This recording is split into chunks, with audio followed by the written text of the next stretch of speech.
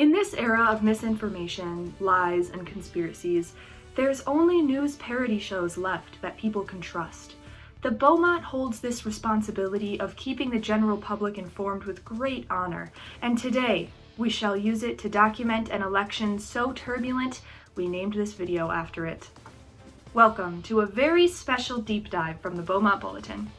We are taking a look at the turbulent 2020 election that has brought such joys as the Capitol riots, flies on the heads of old men, and those annoying video game Biden ads. This election was monumental for a variety of reasons. Not only did it take place during a pandemic, but it was also the most voted in election of all time. And yet, only 66.3% of eligible voters actually participated in this election. That's 80 million people who didn't vote. To put that into perspective, the presidential election with the second highest voter turnout at 65.7% was in 1908, when America had only 88 million citizens and only a very limited group of people could vote. So if you think about it in those terms, that's an entire country not voting for you. Can you imagine that? I know the Green Party can. The number of obstacles people had to overcome in order to vote in 2020 is just as impressive as the voter turnout. Whether dealing with armed vigilantes at the polls, the threat of COVID, the risk of mail-in votes not being manipulated, or the frequently changing and convoluted voting laws, more voters than ever made sure they exercised their right to vote. And yet, after all that, we still had to wait the amount of time that it takes to watch all 17 seasons of Grey's Anatomy to find out the results. Which, spoiler alert, Joe Biden won the election in what was one of the most stressful and close-cut races any of us will hopefully ever see. To say that the process was turbulent would be an understatement, but we're going to use it because it's already the title of this video. Trump and his Goonies felt like those red shells in Mario Kart your friend gets when they're in second place and you're just about to cross the finish line. Every single time the Biden campaign looked to be in the clear, America began to hear that all too familiar sound. To knock a sitting president out before they've even had their second term is no easy feat, and that's not even factoring in the cult-like nature of Trump's following. But still, Biden prevailed, despite every obstacle put before him.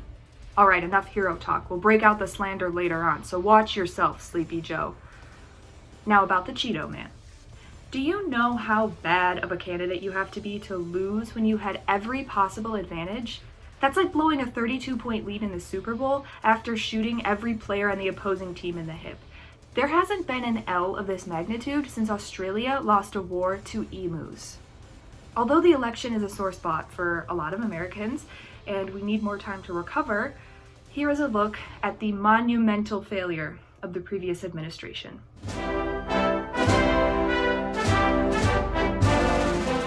After Donald Trump assumed office in 2017, he immediately filed for re-election. What followed was 4 years living in hell, with the added dread of knowing that ultimately we could spend another 4 years with this man as the king of the underworld. The Trump years kind of felt like when you have a substitute teacher and they make up all these new rules and you're like, I want Mrs. Johnson back.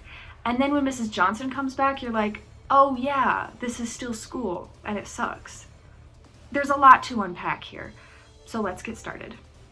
So like a valedictorian delivering a speech on graduation day, I present to you, class of 2021, the most memorable moments from the past 4 years. You know, it's hard to pick just one from these unforgettable times, but possibly the most notable is the fact that Donald Trump was the first president to be impeached twice. That's right.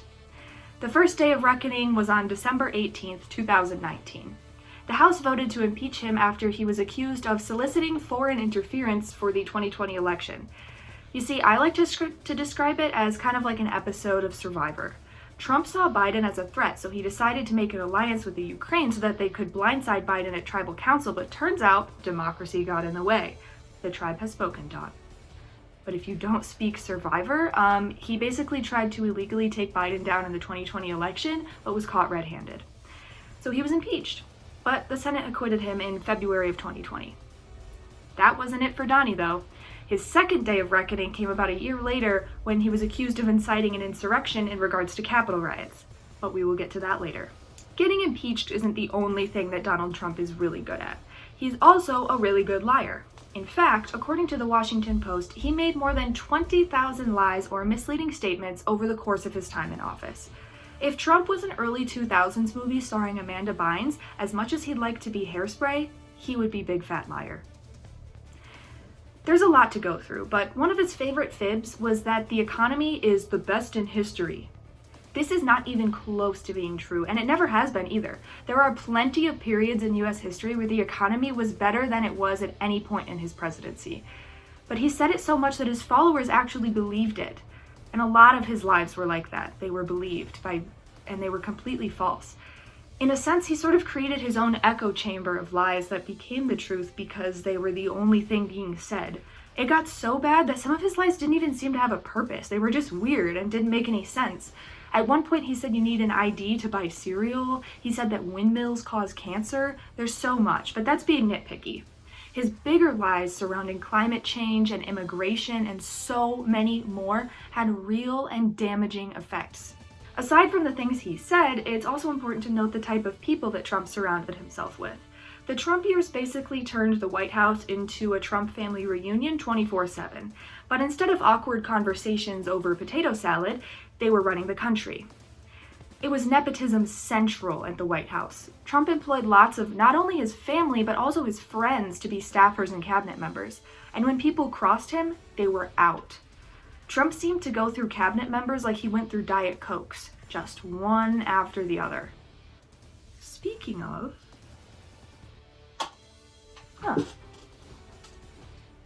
Thank you. You know, I kind of see why he does this, although I would never do diet. This is cherry Coke. It's really refreshing though. So, we've got 2 impeachments, thousands of lies, and a president who cycles through staffers like he does his wives. The last thing I will say about this man is that he really let down the country in an astronomical sense in his last year. His response to COVID was so incredibly incompetent that thousands of people needlessly died. He refused to wear a mask. He spread misinformation, and he refused to acknowledge the existence of the virus when he knew months in advance before the rest of the country. His response was so uncoordinated that it almost seemed intentional. This was enough of a reason to get him out of office, but there is so much more that this man did. So much more, in fact, that we've created a list of dishonorable mentions because I really don't have enough time to sit here and explain everything that he did during his administration. So here you go.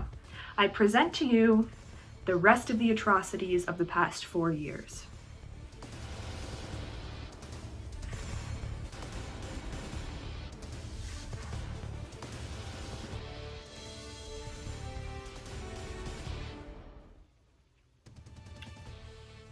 Okay, even with all of this, Trump still has a pretty solid base going into the election.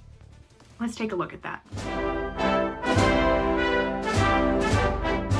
As the election approached, people paid attention with worry and anticipation, wondering how this election would go or if it could even function normally. After all, even in the 2016 election, Donald Trump mentioned that he might not accept the outcome. Sir, that you will absolutely accept the result of this election? I will look at it at the time. I'm not looking at anything now. I'll look at it at the time. What I've seen is so bad. First of all, the media is so dishonest and so corrupt, and the pile-on is so amazing. The New York Times actually wrote an article about it that they don't even care. It's so dishonest, and they've poisoned the minds of the voters. But unfortunately for them, I think the voters are seeing through it. I think they're going to see through it. We'll find out on November 8th, but I think they're going to see through it. She shouldn't be allowed to run. She's guilty of a very, very serious crime. She should not be allowed to run.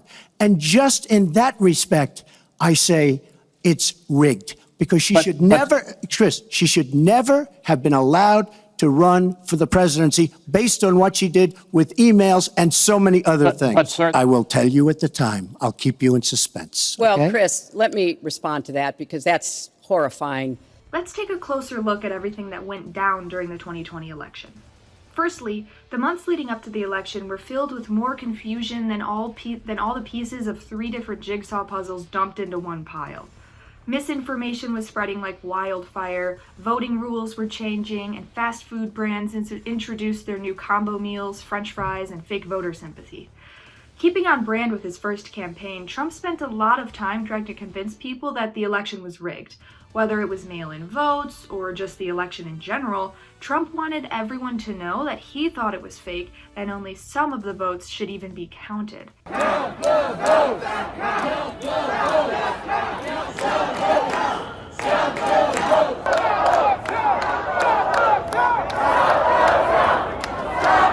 His message worked.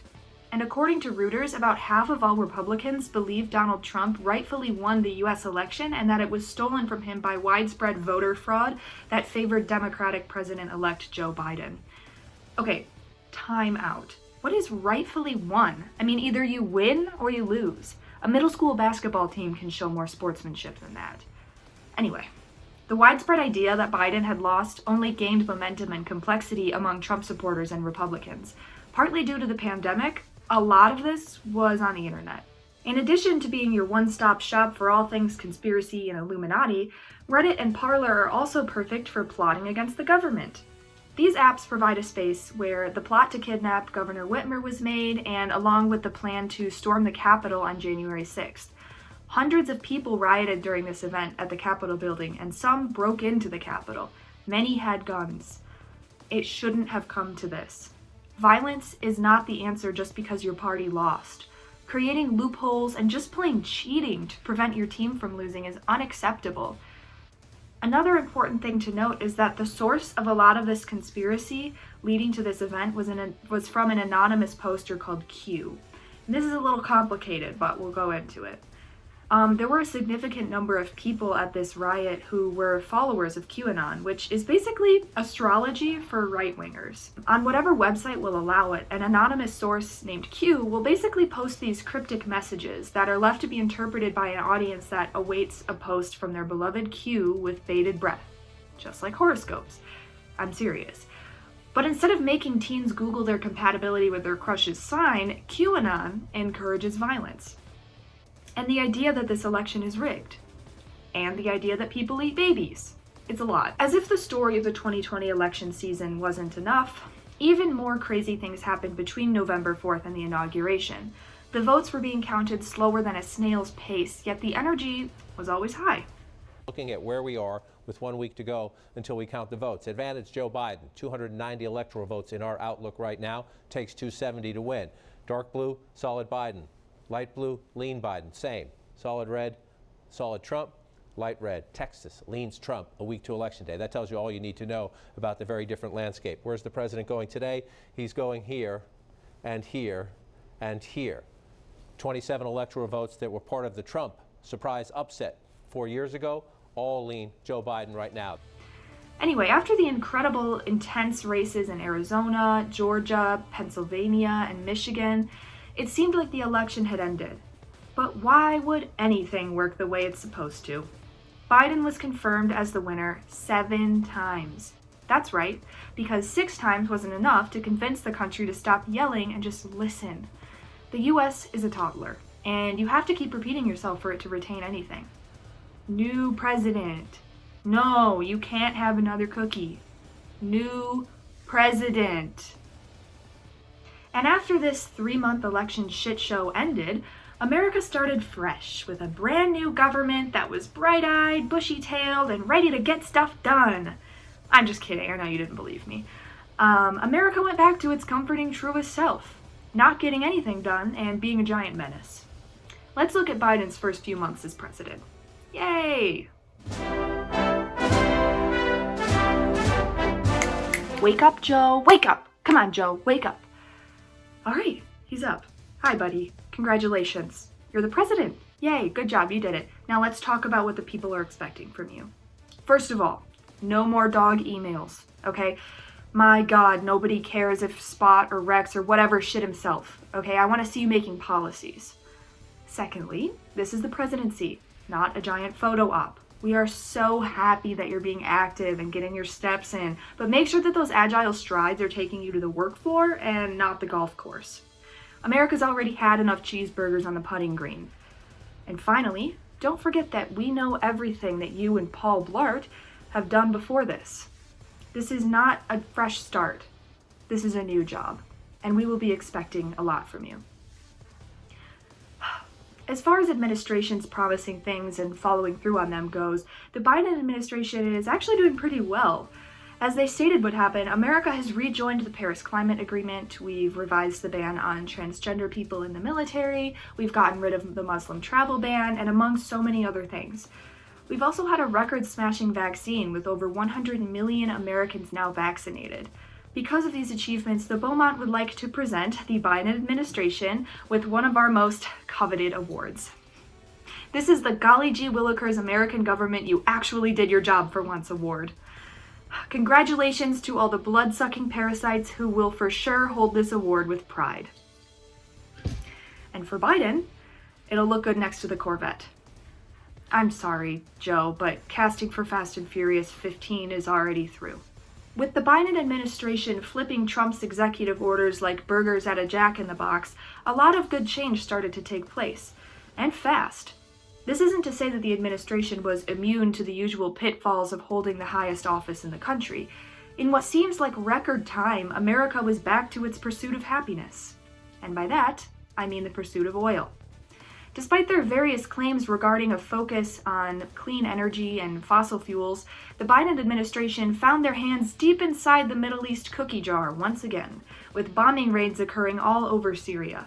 Adding to the list of hypocritical occurrences in the White House, the Biden administration recently laid off dozens of employees due to marijuana use, despite Kamala Harris admitting in an interview that she has tried weed and supports its legalization.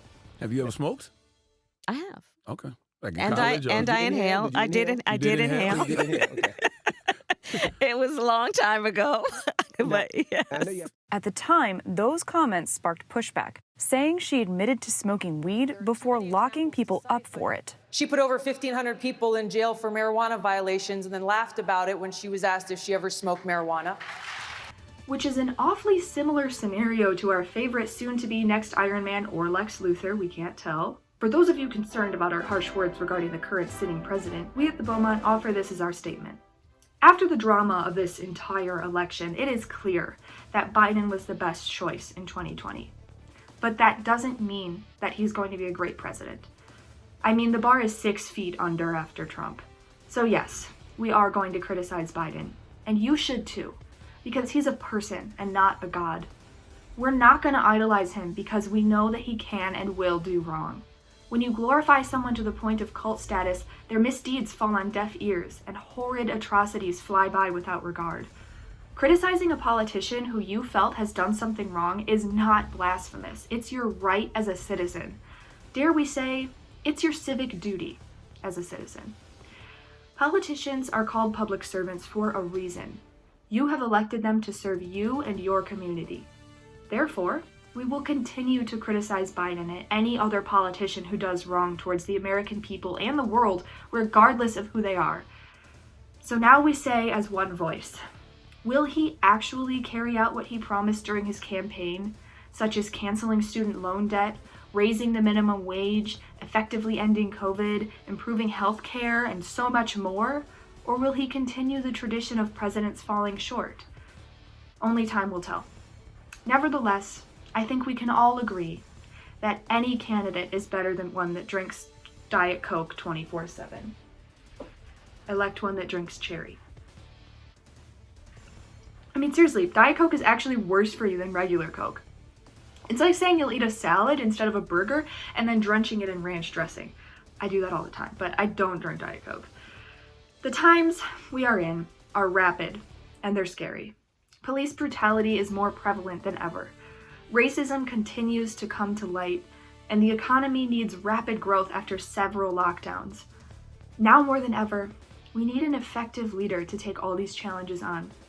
We will find out in time if Biden is the one to do that.